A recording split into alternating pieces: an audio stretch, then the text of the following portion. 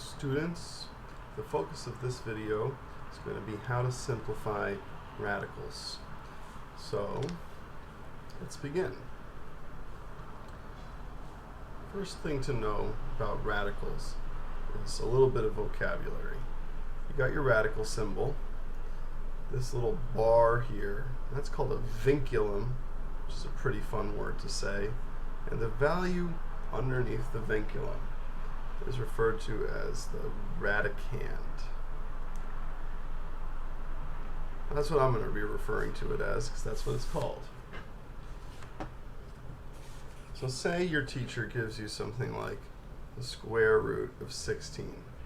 Well, this is really easy to simplify because your radicand is a perfect square.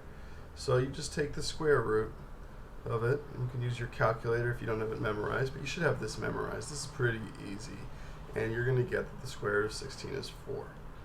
But what if the radicand isn't a perfect square? What if the radicand is something like the square root of 20, or the square root of 50, or the square root of 98, and so on? Can we simplify this group here? So we can, and it's not even that difficult. So let's dig in. Let's start with these three as examples.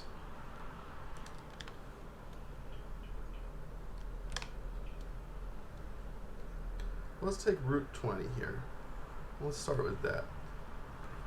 What would be very useful is if we thought about some of the factors of 20. So what times what is 20? Well, 2 times 10 is equal to 20. Let's see, 4 times 5 is equal to 20.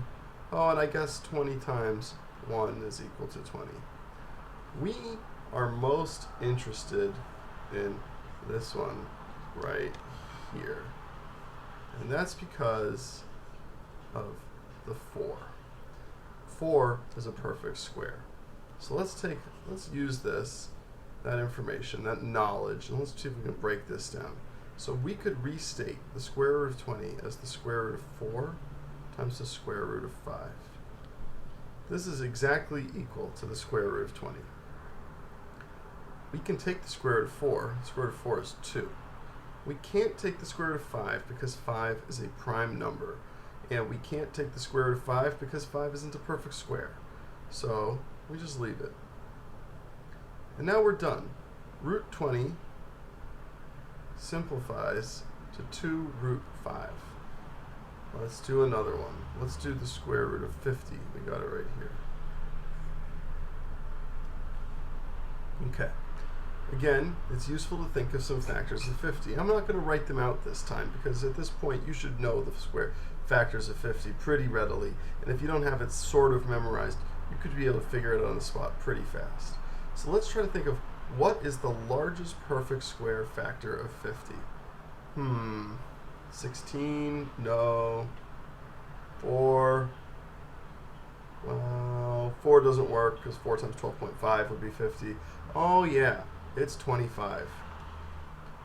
Root 25 times root 2. Well, we can take the square root of 25. We get 5. And we can't do anything with root 2 because 2 is not a perfect square and 2 is prime. So now we're done.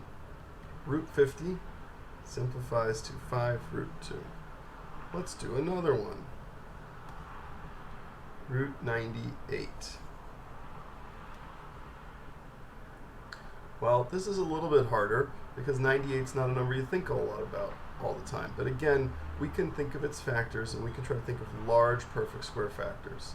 With a number like 98 that's very close to a pretty easy to think about number like 100, I try to think a little bit about the easier to think about number and then apply that to the slightly harder to think about number. So let's see, 100 divided by 2 is 50.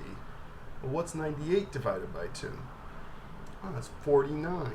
So if we break this down, we can say root 49, root 2, and then we can take the square root of 49, we get 7 root 2. And once again, we can't break root 2 down any further, so we are done. Let's move along. Let's look at something a little, again, like just a little bit a number that we're a little bit less familiar thinking about. How about the square root of 128? Well, we have to think about some divisibility rules, think about some factors of 128, and let's see, it's pretty close to 120. So 120 divided by 2 is 60. 128 divided by 2 is 64. So I can break this down to 64 root 2, and I'm going to get 8 root 2. Done. Haha. Pretty easy. You can do this. It's not difficult.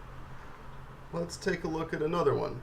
How about we look at root 198. Now 198, that's getting to be a little bit harder for us to think about. Just because we're not as used to thinking about it. But the same rules apply. So, well, let's see here. I have no idea what the right answer to this is off the top of my head, so we're going to puzzle it out together. Let's see. I know that 200 divided by 2 would be 102. So this is going to be, what would this be? 99. Root 99. Root 2. That works. Okay. So now this root 99, that's kind of inconvenient, but I know that that's just equal to root 33 times root 2. And I still have this root 2 here. I still have this root 2 here. So he has to come down.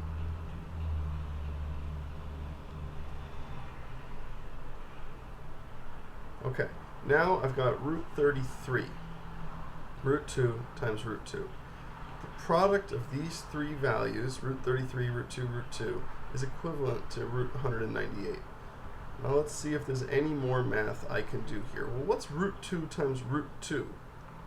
Well, it's going to be equal to root 4. But I can take the square root of 4, and that's 2, and I'm left with root 33 here. So now I got to think about, is there anything I can do with this root 33? So I guess I could do 2 root 3 root 11. But 3 is prime, and 11 is prime. I can't take the square roots of those. So that doesn't really do anything for me. So because it doesn't do anything for me, I just leave root 33 alone. And I'm going to say it's just 2 root 33. This is now as simplified, as possible. The mathematical reason for that is because 33 is co-prime. It has only prime factors. So if it's co-prime, you're not going to be able to break it down because the only thing you can break it down into is primes, and you can't take the square roots of primes. This is all there really is to simplifying radicals. You think about the factors, you think about things that are perfect squares because you can take the square root of them.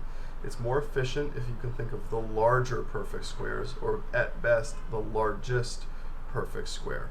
Let's do one more problem, and I'll try to make up something that's pretty annoying. Okay, let's say we're working with, let me pull out my calculator here and let it help me find something pretty annoying.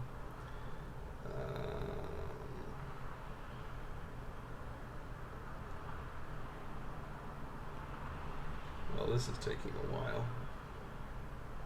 Oh, this looks good. Let's say it's root 68.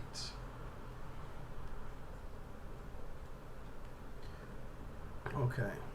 Well, I said it was annoying, but it's not really annoying. It's just some number that we don't, it's not a part of the 12 times table. You don't get 68 out of the 12 times tables. So that makes it a little bit less easy for us to think about. But it's still very easy to work with because we can do stuff like division. So if I think of the largest perfect square factor of 68, it's root 4. Because I happen to know that root 4 times root 17 is equal to root 68. Or just 4 times 17 is equal to 68. So does that make sense? Well, 2 times 17 is 34. 34 times 30 times 2 is 68. So yeah, that makes total sense. Then I do 2 root 17 and I'm done. Done.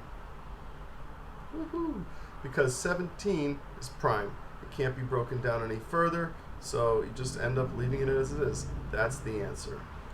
This can get more complicated when we start doing things like 64 x squared y to the third divided by 125 x to the fifth y z divided by blah blah blah. But we're not there yet.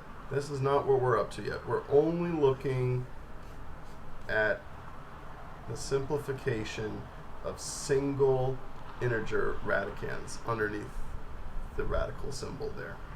I hope this is helpful. You should be doing your homework. You should be doing plenty of review problems. This type of simplification skill should become an automatic skill. Talk to you guys later. Bye.